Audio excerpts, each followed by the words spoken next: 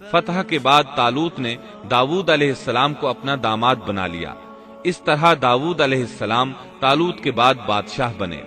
اللہ تعالیٰ سورۃ البقرہ آیت 251 میں فرماتے ہیں، اور اللہ تعالیٰ نے اسے بادشاہت اور حکمت عطا فرمائی اور جتنا کچھ چاہا علم بھی عطا فرمایا۔ اس طرح اللہ تعالیٰ نے داؤد علیہ السلام کو بنی اسرائیل کا بادشاہ بنا دیا۔ بادشاہت اور نبوت ان کے پاس جمع ہو گئی، اور ایسا طویل عرصے کے بعد ہوا تھا۔ داؤد علیہ السلام کا سلسلہ نسب یہودا بن یعقوب سے جا ملتا ہے۔ آپ چھوٹے قد کے تھے، آنکھیں نیلی، بال ہلکے اور دل کے صاف شفاف تھے۔ آپ بنی اسرائیل پر حکومت کرنے لگے۔ اللہ تعالیٰ نے ان کی حکومت کو مضبوط کر دیا اور یوں بنی اسرائیل ایک بار پھر یکجا ہو گئے۔ اللہ تعالیٰ نے آپ پر بہت سے معجزات ظاہر فرمائے۔ آپ پر ایک کتاب بھی نازل ہوئی جسے زبور کے نام سے جانا جاتا ہے۔ اللہ تعالیٰ سورۃ النساء آیت 163 میں فرماتے ہیں، ہم نے داؤد کو زبور عطا فرمائی۔ آپ تمام انسانوں سے زیادہ خوبصورت آواز والے تھے۔ صحیح بخاری کی ایک حدیث میں ہے کہ ایک مرتبہ رسول اللہ صلی اللہ علیہ وسلم نے ابو موسیٰ اشعری رضی اللہ عنہ کو قرآن مجید کی تلاوت کرتے سنا۔ ان کی آواز بہت خوبصورت تھی۔ آپ ان کی قرات توجہ سے سننے لگے۔ پھر آپ نے فرمایا، اے ابو موسیٰ، تجھے داؤد علیہ السلام جیسی بہترین آواز عطا کی گئی ہے۔ اللہ تعالیٰ نے آپ کی آواز کو بھی ایک معجزہ بنا دیا، اور وہ ایسے کہ جب داؤد علیہ السلام زبور کی تلاوت کرتے تو پہاڑ اس کو سن کر آپ کے ساتھ تسبیح شروع کر دیتے، اور جب پرندے یہ آواز سنتے تو ان کے پاس آ کر اپنی گردنیں جھکا کر بیٹھ جاتے اور تسبیح میں ان کے ساتھ شامل ہو جاتے، اپنی جگہ سے حرکت بھی نہ کرتے۔ اللہ تعالیٰ سورہ سبا آیت 10 میں فرماتے ہیں، اور ہمارے بندے داؤد کو یاد کریں جو بڑی قوت والا تھا، یقیناً وہ بہت رجوع کرنے والا تھا۔ اسی طرح اللہ تعالیٰ سورۃ الانبیاء آیت 79 میں فرماتے ہیں، اور ہم نے پہاڑ کو داؤد کے تابع کر دیا جو تسبیح کرتے تھے، اور پرندوں کو بھی، اور ہم ہی یہ سب کچھ کرنے والے تھے۔ اسی طرح سورہ سعد آیت 18 اور 19 میں اللہ تعالیٰ فرماتے ہیں، یقیناً ہم نے پہاڑوں کو اس کے تابع کر رکھا تھا کہ اس کے ساتھ شام کو اور صبح کو تسبیح خوانی کریں، اور پرندے بھی سب کے سب ان کے تابع رہتے تھے۔ یہ داؤد علیہ السلام کے معجزات تھے۔ اللہ تعالیٰ نے اور بھی کئی معجزات سے انہیں نوازا تھا۔ اللہ نے آپ کے لیے لوہے کو نرم فرما دیا تھا۔ آپ لوہے سے اس طرح چیزیں بنا لیتے تھے جس طرح لوگ گارے اور مٹی سے بنا لیتے ہیں۔ آپ لوہے سے زرہیں بناتے تھے۔ نوح علیہ السلام سے پہلے بھی زرہیں ہوتی تھیں، لیکن وہ تختیوں کی مانند ہوتی تھیں۔ ان کو سینے اور کمر کی طرف لٹکا لیا جاتا تھا، لیکن ان کا بوجھ بہت ہوتا تھا۔ آپ نے لوہے کی کڑیاں اور دائرے بنا کر ان کو خاص انداز میں جوڑ جوڑ کر زرہیں تیار کی۔ یہ بہت ہلکا لباس تھا اور پورے جسم کو دشمن کے وار سے محفوظ رکھتا تھا۔ اللہ تعالیٰ سورہ سبا آیت 10 اور 11 میں فرماتے ہیں، اور ہم نے اس کے لیے لوہا نرم کر دیا کہ تو پوری پوری زرہیں بنا اور جوڑوں میں اندازہ رکھ، تم سب نیک کام کیا کرو، یقین مانو کہ میں تمہارے اعمال دیکھ رہا ہوں۔ ان آیات میں اللہ تعالیٰ فرماتے ہیں کہ داؤد علیہ السلام کو ہم نے حکم دیا کہ زرہیں لوگوں کے لیے نہایت موزوں ہونی چاہیے، ان کی کڑیوں کو بڑے مناسب انداز میں جوڑنا، نہ اس قدر موٹی ہوں کہ ان کا وزن بڑھ جائے، نہ اس قدر پتلی کہ جلد کٹ جائیں اور اپنا مقصد پورا نہ کر سکیں۔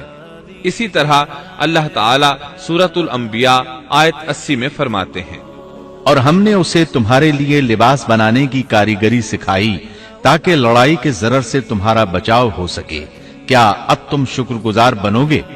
بہرحال اس سند کے موجد داؤد علیہ السلام ہیں۔ اللہ تعالیٰ نے آپ کی حکومت کو خوب مضبوط کیا، آپ کو زبردست فضائل اور معجزات سے مالا مال کیا۔ اللہ تعالیٰ سورۃ سعد آیت 20 میں فرماتے ہیں، اور ہم نے اس کی سلطنت کو مضبوط کر دیا تھا اور اسے حکمت دی تھی اور بات کا فیصلہ سمجھا دیا تھا۔ آپ لوگوں کے درمیان نہایت عادلانہ فیصلے فرماتے تھے۔ آپ نبی بھی تھے، بادشاہ بھی اور قاضی بھی۔ آپ کی حکومت کے متعلق کئی احکامات نازل ہوئے۔ ان میں سے قرآن مجید میں ایک حکم عجیب انداز سے آیا ہے۔ ہوا یوں کہ آپ نے عبادت اور عدالت کے لیے اوقات مقرر کر رکھے تھے۔ इबादत के लिए एक जगह बनवा रखी थी। दिन में फैसले करते, रात को इबादत। जब इबादत करते तो किसी को उनके पास आने की इजाजत नहीं थी। एक रोज ऐसा हुआ कि 2 आदमी बगैर इजाजत अंदर आ गए। दरवाजा बंद था, लेकिन वो दीवार फांद कर अंदर आ गए। आप डर गए कि कहीं हमला आवर न हो।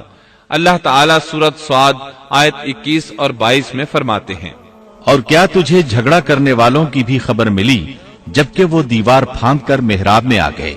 जब ये दाऊद के पास पहुंचे तो वो उनसे डर गए। वो कहने लगे, खौफ न कीजिए, हम मुकद्दमा के 2 फरीक हैं। हम में से एक ने दूसरे पर ज्यादती की है, लिहाजा आप हमारे दरमियान हक के साथ फैसला कर दीजिए और नाइंसाफी न कीजिए और हमें सीधी राह बता दीजिए। दाऊद अलैहिस्सलाम ने फरमाया, बताओ तुम्हारा क्या मसला है? उनमें से एक ने कहा, ये मेरा भाई है, इसके पास 99 दुम्बियां हैं और मेरे पास एक ही दुम्बी है, लेकिन ये मुझसे कह रहा है कि अपनी ये एक भी मुझे दे दे और मुझ पर बात में बड़ी सख्ती बरतता है। इस आयत की तफसीर में है कि एक दुम्बी वाले भाई ने कहा, ये मेरा भाई बहुत चालाक है, बुरे तरीके से बात करता है। कहता है कि मेरी दुम्बियां चरने जाती हैं तो इस अपनी एक दुम्बी को भी उनके साथ भेज दिया करो। जब मेरी दुम्बी उसकी दुम्बियों के साथ आने जाने लग गई तो अब ये कहता है कि ये भी मेरी है, अब मैं खाली हाथ हूं।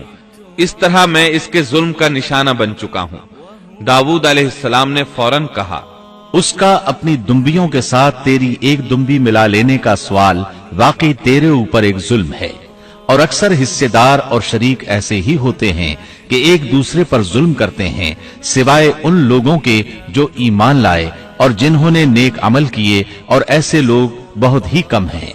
दाऊद अलैहिस्सलाम ने दूसरे भाई की बात सुने बगैर ही उसे जालिम ठहरा दिया। आपका फैसला सुनते ही दूसरा बोल उठा, आपने मेरी बात तो सुनी ही नहीं और फैसला दे दिया, पहले आप मेरी बात तो सुनते। दाऊद अलैहिस्सलाम फौरन भांप गए कि उनसे गलती हुई है और समझ गए कि ये अल्लाह ताला की तरफ से आजमाइश है। आपने फौरन तौबा की, अल्लाह की तरफ रुजू किया और इस्तिगफार करने लगे। और दाऊद समझ गए कि हमने उन्हें आजमाया है, फिर तो अपने रब से इस्तिगफार करने लगे और आजिजी करते हुए सजदे में गिर पड़े और पूरी तरह रुजू किया। बस हमने भी उनका वो कसूर मुआफ कर दिया। यकीनन वो हमारे नजदीक बड़े मर्तबे वाले और बहुत अच्छे ठिकाने वाले हैं।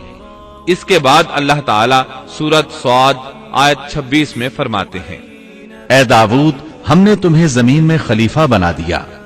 तुम लोगों के दरमियान हक के साथ फैसला किया करो और अपनी नफसानी ख्वाहिश की पैरवी न करो, वरना वो तुम्हें अल्लाह की राह से भटका देगी। यकीनन जो लोग अल्लाह की राह से भटक जाते हैं उनके लिए सख्त अजाब है, इसलिए कि उन्होंने हिसाब के दिन को भुला दिया है। इस तरह दाऊद अलैहिस्सलाम अल्लाह ताला के इस फरमान के मुताबिक फैसले करने लगे। अल्लाह के हां उनका एहतराम और इकराम और बढ़ गया। आप कसरत से रोजे रखते और खूब इबादत करते। आप उस वक्त तमाम इंसानों से बढ़कर अल्लाह की इबादत करने वाले थे। इमाम बुखारी ने एक हदीस नकल की है जिसके अल्फाज कुछ इस तरह हैं, अल्लाह ताला के नजदीक सबसे महबूब नमाज दाऊद अलैहिस्सलाम की नमाज है, और अल्लाह ताला की तरफ सबसे महबूब रोजा दाऊद अलैहिस्सलाम का रोजा है। वो रात का आधा हिस्सा नींद फरमाते, उसके बाद तिहाई रात क़याम करते और रात के छठे हिस्से में सो जाते थे। एक दिन रोजा रखते और एक दिन रोजा छोड़ देते थे। लड़ाई में जब दुश्मन से मुकाबला होता तो भागते नहीं थे। इस हदीस में नफल नमाज यानी नमाज तहज्जुद और नफली रोजे का जिक्र हुआ है। बहरहाल ये वो सिफात हैं जो दाऊद अलैहिस्सलाम के बारे में हदीस रसूल में आई हैं। अल्लाह ताला ने सूरह सबा आयत 13 में उनकी तारीफ करते हुए उनकी आल को अल्लाह का शुक्र अदा करने का हुक्म दिया।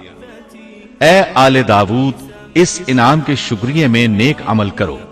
दाऊद अलैहिस्सलाम की एक सिफत ये थी कि आप बहुत शुक्रगुजार थे और ऐसे लोग कम ही होते हैं, जैसा कि सूरह सबा आयत 13 में अल्लाह ताला फरमाते हैं, और मेरे बंदों में से शुक्रगुजार बंदे कम ही होते हैं।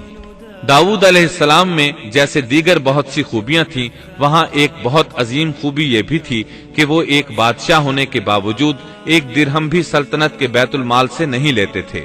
अपना और अपने अहलो इयाल का बोझ खुद उठाते थे और अपनी मेहनत और हाथ की कमाई से हलाल रोजी हासिल करके अपने अहलो इयाल को खिलाते थे। दाऊद अलैहिस्सलाम की इस अजीम सिफत को नबी करीम सल्लल्लाहु अलैहि वसल्लम ने यूं बयान किया है। सही बुखारी में है, किसी इंसान ने उस शख्स से बेहतर रोजी नहीं खाई जो खुद अपने हाथ से कमाकर खाता है। अल्लाह के नबी दाऊद अलैहिस्सलाम भी अपने हाथ से काम करके रोजी खाया करते थे। बाज मुफस्सिरीन बयान करते हैं कि दाऊद अलैहिस्सलाम दुआ मांगा करते थे कि ए मेरे अल्लाह, कोई ऐसी सूरत पैदा कर दे कि मेरे लिए हाथ की कमाई आसान हो जाए, क्योंकि मैं बैतुल माल पर अपना बोझ नहीं डालना चाहता। तो अल्लाह ताला ने आपकी इस ख्वाहिश को इस फजीलत के साथ कबूल फरमाया कि उनके हाथ में लोहे को मोम की तरह नरम कर दिया, जिससे वो जिरहें बनाते और उन्हें फरोख्त करके अपने अहलो इयाल की किफालत करते। दाऊद अलैहिस्सलाम ने कितनी उम्र मुबारक पाई, इसमें इख्तिलाफ है। चुनांचे इसके मुताल्लिक मुअर्रिखीन के अक़वाल के अलावा कोई मुस्तनद बात नहीं मिलती। अब्दुल्लाह बिन अब्बास रज़ी अल्लाहु अन्हुमा फरमाते हैं कि दाऊद अलैहिस्सलाम की वफात हफ्ते के दिन अचानक हुई। वो हफ्ते के दिन मुकर्ररा इबादत में मशगूल थे और परिंदे कतारे बांधे उन पर साया फिगन थे कि अचानक इस हालत में उनका इंतकाल हो गया। इसके बाद आपके फर्जंदे अर्जुमंद ने उमूर सल्तनत को संभाल लिया।